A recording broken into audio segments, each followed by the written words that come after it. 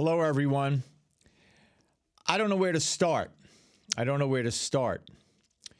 First, let me say that as we begin this discussion on Wednesday evening, late afternoon here in the United States, the Prime Minister of Israel's office put out a list of 4 names of Hamas scum terrorist hostages who will be returned dead on Thursday.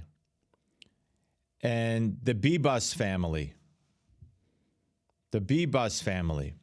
Shiri, Kfir and Ariel are 3 of those 4 names. Oded Lifshitz is the 4th name.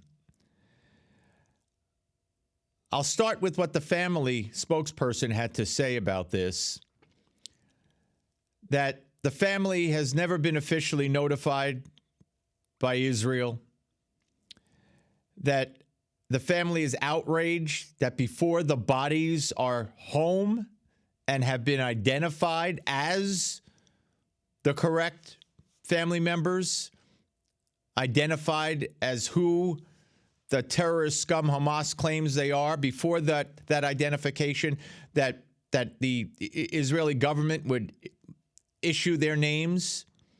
And I don't blame them for their outrage. But it goes beyond just the horrific behavior in this instance of how the Israeli government has handled the Bibas family.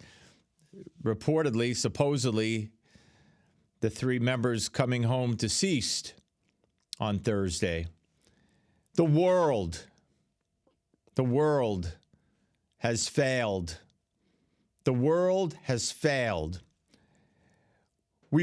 I watch, many watch, week after week. I stay up very late and watch the hostages being returned to Gaza by the terrorist Nazi scum with their ski masks and their scarves and ski masks wrapped around their faces and their rifles in their hands.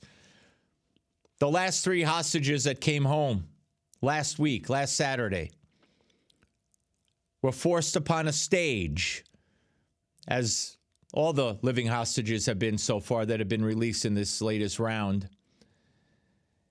On that stage, on the background, among other things, there was an hourglass with the picture of a hostage. And it said, "Time is running out." And there was also a picture, reportedly, of the mother of that hostage, who's been very outspoken in trying to gain his release and the release of all the hostages. There was also reportedly maps of the points that were attacked on October 7th. Maps, if you could believe that. And it's just, we will never know. The only migration will be to Jerusalem. All these outrageous political statements. The hostages come wearing military uniforms. They're forced to go on stage and speak, while the terrorist Nazi scum surround them with rifles. And they pull up with the hostages in vehicles reportedly stolen on October 7th. So that spectacle, those spectacles, week after week after week, is a humiliation, not just for Israel, but for the civilized world. The Red Cross has never been to see one hostage. But I want to go back to the Bibas family. And of course, the father, Yarden Bibas, was released a couple of weeks ago. He returned home to a life where his wife and 2 young children were not there, and now may be facing their return in coffins. How can the world have sat by? Look, everybody who has someone that's being held hostage deserves recognition. Every hostage deserves recognition. But when you take a 9-month-old baby and a 2-year-old baby and their mom and their dad, but let's just focus on Kfir, who was 9 months, and Ariel, who was 2 years. And that the world from the beginning didn't demand that the terrorist scum, Nazi scum, Hamas release those babies immediately. Now, Hamas is going to say, oh, they were killed in an Israeli airstrike. They were killed because Hamas took them. That's why they were killed. And I would bet Hamas killed them. But Hamas did kill them because Hamas took them and put them in harm's way. It's outrageous that the world... How many times did you hear from our administration, from the day the Bibas babies were taken until right now? How many times have you heard those names cross the lips of those who run our government? How many times? How many times has the civilized world, the United Nations, foreign leaders said their names and demanded their release? How many times? If this is what civilization has become, oh, there's always going to be Nazi scum to do what they've done. But if the world is now at a place where we shrug, and we in the United States, our president, the Prime Minister of Israel, and his cabinet threaten all hell will break loose, and then all hell does not break loose. What the hell is going on? What the hell has happened to our civilization?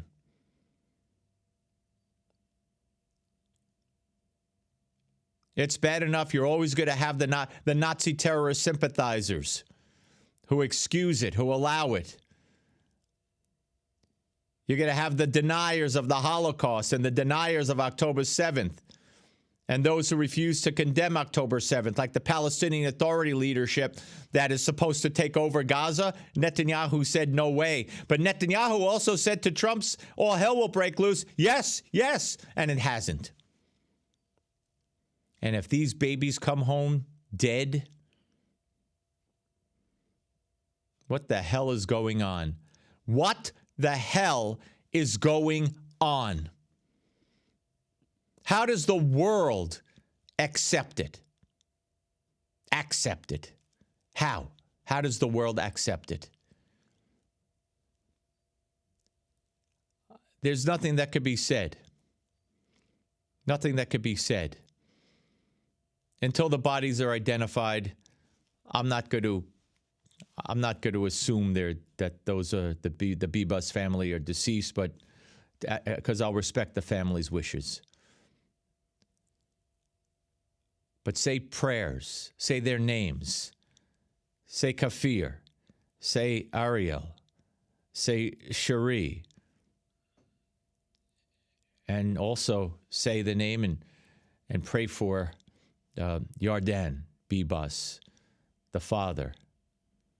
This is a horrific, horrific situation, which almost says more about the world than it does about the Nazi scum terrorist Hamas. Because we know what the Nazi scum terrorist Hamas are. We know they're animals. But how does the world sit back and just let those babies be held for so long and possibly be killed? It really is time for all hell to break loose. Please, folks, watch, share the video, display orange for the Bibas family. Put it outside your door. Put it on your cars. Wear it. Put a handkerchief, whatever you have. Speak up in your own way. Share the video. Post it. And subscribe to the channel. And pray. Pray for the Bibas family and their extended family. And let's see what happens. Thanks for watching, and until next time, stay safe, everybody.